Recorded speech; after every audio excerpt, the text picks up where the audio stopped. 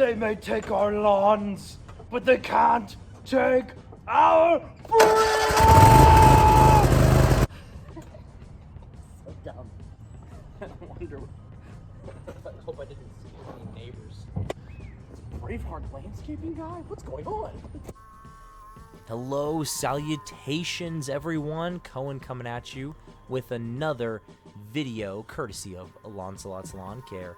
Thank you so much for joining me as we navigate this beautifully overgrown lawn here in the city of Cedar Hill, Texas. When the city gave me the call and said, hey, we got an overgrown lawn, can you take care of it? I said, you better believe it. I think I say this later in the video, but overgrown lawns are probably my favorite part of mowing. Actually, you know what? I think second favorite part, because first favorite part of mowing has to be training people to do landscaping. I think that wins first place. So second place, even though I think I contradict myself at the end of this video, second place is overgrown lawns. I just love doing it. Now, I know what you're probably thinking.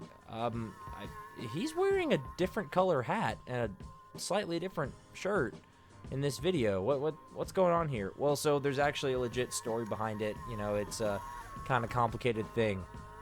I filmed that intro on a different day. Okay, it's not that complicated, but I had filmed that intro about a day or two beforehand, and I was kind of just goofing off, and I said, I'm gonna use this. It's fun. It's me being goofy. Let's just have a good time with it. Look, if you're not having fun while doing the job that you like, why are you doing that job? I understand there's going to be times where you have to do work that you don't necessarily want to do, but you really should find as many opportunities as possible to enjoy what you're doing and enjoy the job you're doing. I had a 9th grade biology teacher that once told me, best way you pick your profession is if it's something you would want to do for free. And let me tell you something, I am happy to mow a lawn for free because I love it. It's a lot of fun. So yeah, and here we are mowing lawns. Love it, making it happen. So yeah, it's pretty great. I couldn't run my mulching kit with me today because this grass was way too high for the mulching kit. I'd be here for like forever if that was the case. So I used my mulching blades, which are sharp, and made that happen, but I had to make it do the side discharge this time.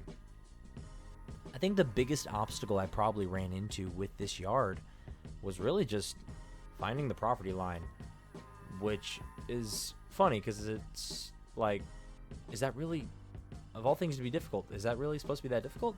Well, normally no, but the dilemma was they gave me the measurements roughly of how large this yard is in square footage, but there was nothing marking it. There weren't any flags, there weren't any fences, really there weren't anything. The only thing I could use to maybe gauge what the property line, where it was these posts that were kind of lined up next to their neighbor's house, but there were small metal posts that didn't indicate anything. So I just gave the best estimate that I could and said, this looks like half an acre, and just went for it. And you know, if I mow a little more than I should have, that's not a big deal. Well, I mean, come on, it's not the end of the world. And if I didn't mow enough, I would just let the client know, like, hey, I didn't mow enough. Sorry. Let me come back. Don't ever be afraid to come back if you don't complete a job, you know? So, yeah. One thing I was actually surprised with this yard was there wasn't as much trash. From my experience, normally if you have an overgrown lawn that's next to a street, the people like to throw trash everywhere, but outside of that little piece of trash that I threw just there, didn't really run into much obstacles. It was actually a pretty clean area, even though this place hadn't been mowed in a while. You could totally tell. Yeah.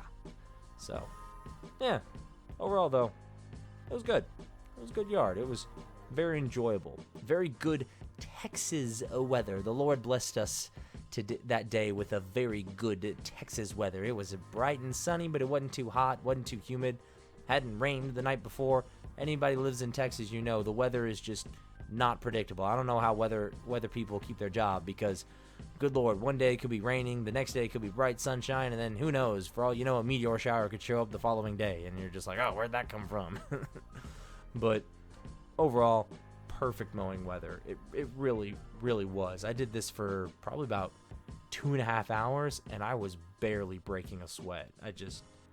It was good. Didn't have any issues.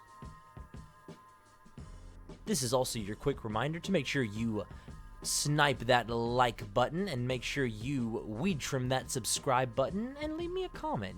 Say what's up, ask me how I'm doing, ask me about my lines. Are my lines not straight? Feel free to critique me. Trust me, you're not gonna hurt my feelings. Don't be afraid to talk to me. You know what I'm saying? I actually love reading comments. Every comment that I get, it's just doesn't matter, good, bad, or ugly. I always appreciate reading comments and getting comments because it's like, oh hey, somebody took the time to comment on my video, and yeah, I always appreciate those. So yeah, go ahead and don't be afraid to give me your opinion in the comments. If you cannot think of a comment, check this out. I'm gonna have a challenge for you. If you can't think of a comment, leave a comment about how many times I say in this video, I'm not gonna lie. As I was re-editing this video, I realized I say I'm not gonna lie way more than I should. I don't even think about it. I just get all excited, whether I'm in front of the camera or just get done mowing, or I'm not really thinking about it, so I end up saying, oh, I'm not gonna lie, which is funny. It's kind of it's a funny statement, because so what was the alternative there? Just not gonna tell the truth? Alright, we get back to the weed trimming here, and the weed trimming was not difficult at all. It really did not take me much time. It was pretty simple, and despite how tall the grass was, it cut pretty well. Didn't give me much issue. I've been around my friends who have this debate with me on what is the best weed trimmer brand, and let me know what you think. Give me your opinion, but my favorite is Echo. I prefer Echo, and I will tell you why in a second, but Echo is just my go-to brand. That's the weed trimmers I prefer. And real quick though, right here, dude, this weed, it gave me so much trouble. I got irritated and kicked it as I was trying to pull it, and so I had to basically, almost like a tree, cut a little bit, pull a little bit, and I kept fighting it.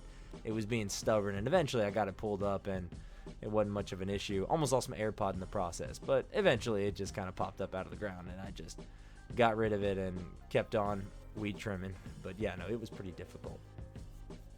Yeah, so the reason why I would say that I prefer Echo over the other brands, even like a Still or Ryobi and all that, is I prefer the stability of an Echo.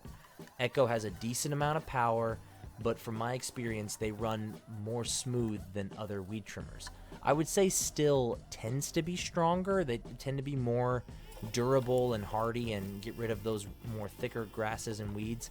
But I deal with a lot of young people, and young people are learning how to use weed trimmers. And for me personally, it is easier to teach someone how to use an Echo weed trimmer versus a Still, because Still just kind of, they kick way too much for my liking, and Echo doesn't kick nearly as much. Hey, if you disagree with me, you know what you can do. Hear me out. If you disagree with me, leave a comment. Tell me why you disagree with me. I would welcome that discussion. That'd be great. Anyway, so I take care of this last little bit, and once that was done, you could see that sigh of relief. I was feeling good. But yeah, overall, I'm pretty proud of this lawn. It turned out really, really well.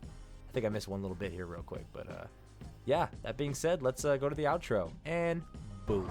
Well, my camera ended up being low on battery, so I'll have to use my phone.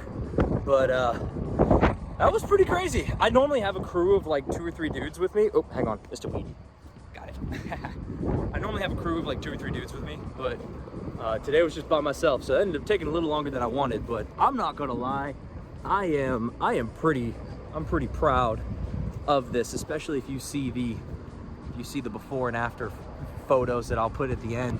The problem I was running into was trying to figure out the property line, because there's no markers. There's no, if there's a fence, there's no fence actually. It's just, there was just kind of scattered posts, and I was just like, I'm just gonna mow it best I can. So I'll let the client know and say, hey, you know, if I got the property line wrong, let me know, email me, I'll get back into it. So although I'm pretty proud of it, I'm not gonna lie. I love doing overgrown lawns. It's my favorite part of the job. So I'll go ahead and send those before and after photos. And yeah, I'm pretty proud of it, not gonna lie.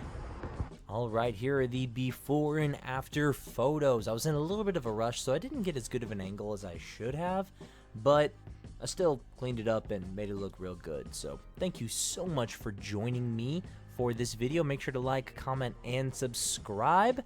And you guys are awesome. I'll see you guys next time.